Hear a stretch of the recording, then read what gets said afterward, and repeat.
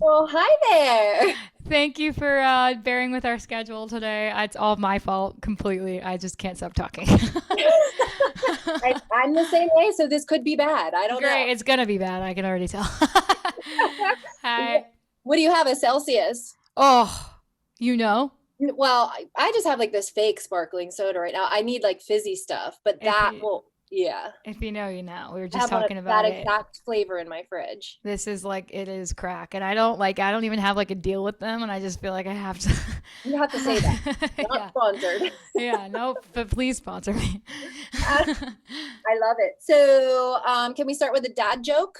Oh, yes, I have one of the week that I've been telling people because Please. I like it. My favorite one changes almost every day. I follow at Dad Tells Jokes on Okay. on Twitter. And that's my inspiration. But the one of the week that I'm loving is if two vegans get in the fight, is it still beef? I like it. Yeah, yeah. Is it? There's That's really no punchline. It's an open-ended dad joke. and that's one of those that you sit there and you're like, man, that's a good question, actually. Well, thank you for Thank that. you. Thank So, you. You're welcome. so this is Jax, everybody. This is the viral TikTok girl from Victoria's Secret, and we will get Hi. to that. And like that's where we'll end up talking forever. But before we get to that, so TikTok still, I feel, is sort of new. Yeah. What were you doing before TikTok? Just tell me a little bit about Jax. Well, directly before panicking. Just panicking in a quarantine like everybody else. I have been writing songs forever. I was in and out of writing songs for myself as an artist and trying to put it out, and kind of it was falling on deaf ears, and I just didn't like know what else to do to pay the bills and like get out of my parents' house, then move to LA with like $30 in my bank account. Yeah. One bedroom apartment, the typical thing, and write songs for other people, like as a ghostwriter. And it's a whole other hustle in itself because I think there's so many songwriters out here, incredible ones, that there's a million songs a day. And so I think you just have to throw enough at the wall until something sticks, which is not like a sustainable job sometimes, Yeah. Yeah. unless you're like really the top of the top, right? So I spent years writing for other people after a long history of trying to get my music heard by people, and then worked a bunch of side hustles in the meantime to pay rent. Over the quarantine, I even was like, as I was posting my own original music on TikTok because we weren't able to be in the studio to pay those bills. I was getting my real estate license just in sheer panic. It's like, oh God, how am I going to pay Los Angeles rent when I get back? And yeah, it happened very, very quickly, but not so quick because I've been in it for a minute. But here we are. It honestly blows my mind because I've been listening to your music and your voice is incredible. So I don't Oh, understand how this didn't happen sooner. I mean, I understand how the music industry works, it's but a crazy business. I appreciate that, and there's a million incredible voices too. So I'm honored to have some sort of a moment right now. But this is like it's almost weird. Like I was just talking to my therapist about this.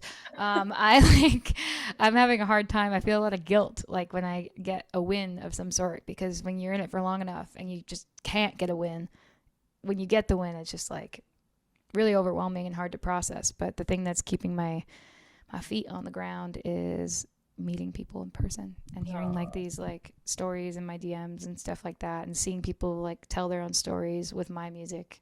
It's just awesome. I'm on yeah, cloud nine. Just pinch me. I know. I love it. Well, and before we get to the Victoria's Secret song, like some of the other ones I love, 90s baby. Yeah, that's the like I want to sing I want to be here like Friends and Britney and Tamagotchis, like all the Oh man. things. And Britney's making her comeback right now. Got Elton John and Britney just crushing. Like Yeah. yeah, no, I'm definitely like I'm a '90s slash early 2000s baby because I'm like I was born in the '90s Yeah. and like I experienced as a teenager most of the early 2000s. So write a little '90s song I to represent. I love that one. And Thank I'll you. tell you the other one too that I cried when I was finished listening to is Like My Father. Oh my gosh. That one I love hearing that honestly because I wrote that one. That one I took a real risk because I normally when I'm writing I try to find ways to tell my own story, but somehow like in the language, in the lyrics, try to like make it somewhat connectable with other people in the audience, right? And that one I like didn't care at all. I was just writing about my mom and dad. So I was like, fingers crossed, hopefully people like it. And it's the most epic love story I know. And that one's my favorite. It's beautiful. And like the one video where your mom's reaction, and she's just like, to watch her watch it real, like I have a daughter, and like I look at her that way, like very proud moment. Thank you. I wish, looking back, I wish I would have told her like, hey, I wrote something special for you. Like, actually, this is, and that's how I premised it. I think I actually just completely was like, hey guys, come downstairs. I want to show you something. And they both thought I was about to prank them. So like most of that reaction video, they're like waiting for something to pop out at them, or a whoopee cushion or something, until they realize, oh no, she wrote a song about us. That's cute. Your parents are very cool. They're, I realize now they're very cool. Yeah. I used to think they were such nerds. Like growing up, my brother and I were like, please stop. They're so loud, so Brooklyn. Dad's a firefighter, mom's a school teacher. Like they were such a we were a chaotic family. But now looking back, I'm like, oh, I need that in my relationship, and I hope my kids have that in me, or at least an ounce of it, because they're beyond cool. That's fantastic. I love that. I want to talk to you about some of these really cool cameos that you have in some of your videos. Like Uncle Jesse is one that stands out to me. Like, where are all these celebrities popping in the videos from? I genuinely, people always ask me that. And then like people will say things like, see, she's secretly like the industry plant, and like the stuff like that, right? And I'm like, dude, I literally harass people. I just harass people all day. Like a total fangirl. Like whenever I see somebody I love and I see them like at my feet, I'm like, oh, really? I love you. I love you. Do you want to come over? I love you. Do you want to come over? Hey, you want to write a song together? And just in DMs and like whatever. And then eventually some people will like respond. John Stamos saw a cover of, sort of a cover. I wrote my own version of the Full House theme song when Bob Saget passed, and John saw it and like called John like, he's my homie now. John Stamos saw it and said, can we use the song I Owe You One, right? And of course I would never be like, hey, you owe me one, right? Yeah. But my mom did come over like during the iHeart Awards, and she was like, and I was like, you know what? I might pull the favor and actually say, hey, John, remember you said like maybe you owe me one? Well, my mom is here. You want to come and meet her? That's cool. Yeah. Very cool. I would just encourage everybody to look at your TikToks, because I know that we could talk all day about these cameos and your videos. So that's the best thing, I think, is for everyone to go check them out for themselves. But go head over. Jaxs writes songs. When we talk of the juice, I mean, it's been all about your new song, Victoria's Secret, lately. And so I heard it for the first time, it's probably a couple months, a month or so ago. One of my friends posted it on Facebook. Really? And it was the flash mob video. And so it's my goddaughter's mom. So she's a mom of 3 girls. And she was like, this is incredible. I had just watched the Abercrombie documentary on Netflix. Me too. Yeah, and that was all happening at the same time. I'm like, wow. Like, this is really good for girls. Right? Oh, I was like, wow, this is the tea. I'm like, I like Abercrombie. So yeah, I mean, it's just really good. And like the whole point of the song is body positivity. So you can talk about that, and you know what it means with the feedback that you've been getting from, I mean, it's not just little girls. This is young girls up to women in their 40s and 50s. Honestly, all genders. And like, I have been like in absolute shock at the like way people are interpreting it. Like that's actually the dream of a songwriter, is you write your own truth and tell a story about like your own life. And then the more people that can connect with it in their own way, the better, right? So, and it's always a risk when you write it. So you just fingers crossed, hope people get it and can relate, right? And when I posted the song, it was never intended to come out. We didn't even finish it yet. Like it started with just a scratch thing, and then it turned into some more production or whatever. But I started seeing people use the song as their own little trend and tell their own stories about, you know, what they went through and with their body dysmorphia and eating disorders, you name it. There are so many things that never would have crossed my mind when it came to the way people like felt in their own skin. And it wasn't just a matter of like your weight, right? It's so many different elements, body hair, stretch marks. There were so many girls with disabilities that never felt represented, like so much, right?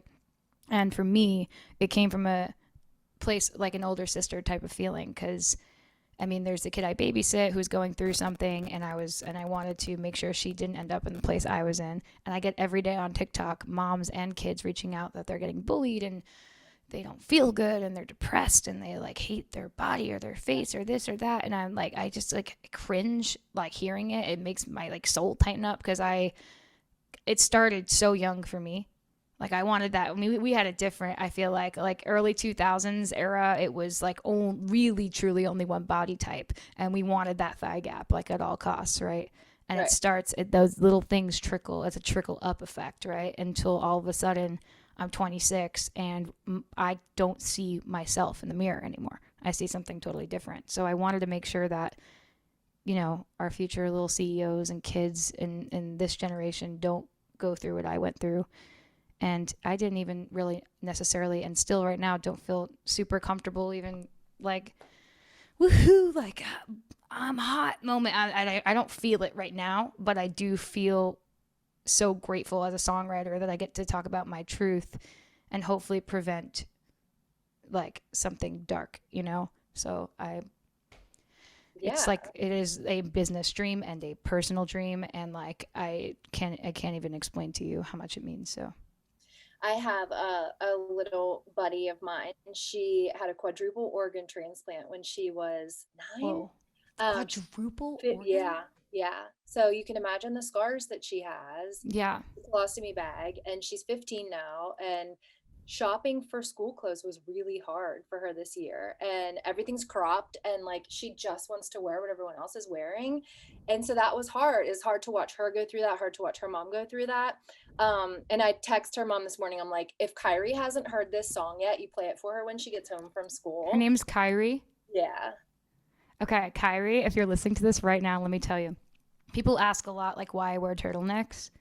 And the truth is, like, I owned a lot of turtlenecks and things that covered my neck a lot because I got thyroid cancer when I was like, I think 18, 19. And they removed my thyroid, but the scar was pretty gnarly. I don't know if you can see it right here. That's the scar.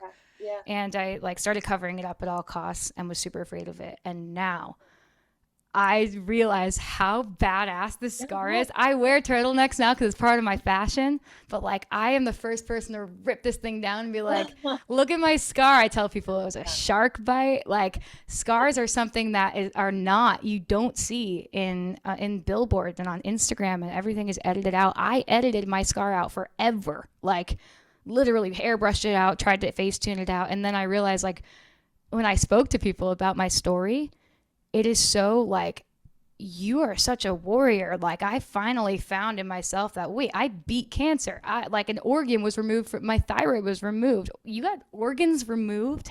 You might be like the most powerful kid in the world right now. So show those scars and strut those scars, because they are a really, really cool part of your identity, and own it, because I think you're cool.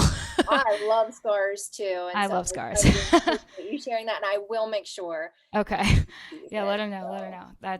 I've been there, so I get it. But I'm really glad that is what you sent her, because Thank you for that. Similar story. I knew we could talk all day, and that we're here. So will you come to Pittsburgh soon? Oh, please. I have so many friends in Pennsylvania. I have friends in like Doylestown, like random parts of Pennsylvania.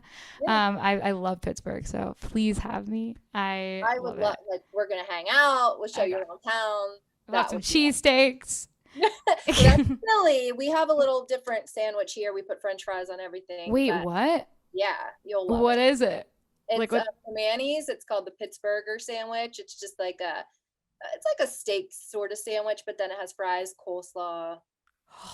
It's good. Oh, baby, I love all those things. Wow. Okay, well, now I'm drooling. I just like when I started salivating. Well, I will see you there. Awesome.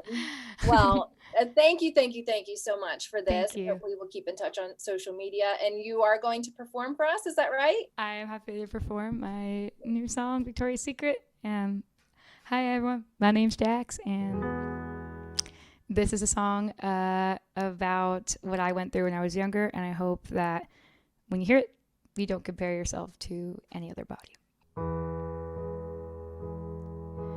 God, I wish somebody would have told me when I was younger that all bodies aren't the same. Photoshop itty bitty models on magazine covers told me I was overweight. I stopped eating, what a bummer.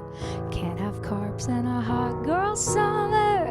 If I could go back and tell myself when I was younger, I'd say, psst, I know Victoria's Secret, and girl, you wouldn't believe she's an old man who lives in Ohio, making money off of girls like me, cashing in on body issues, selling skin and bones with big boobs.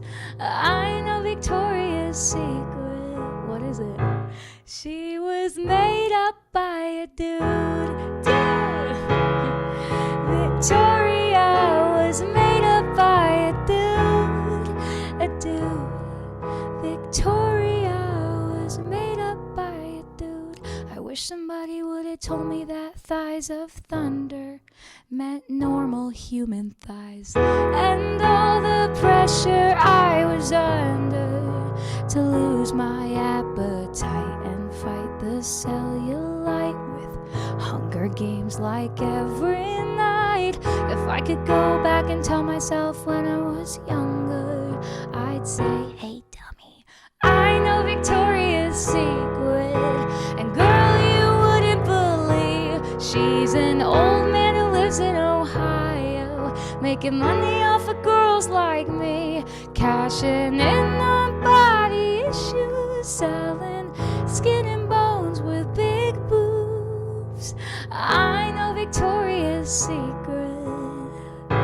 She was made up by a dude. Oh, she was made up by a dude. Victoria was made up by, I know Victoria's Secret.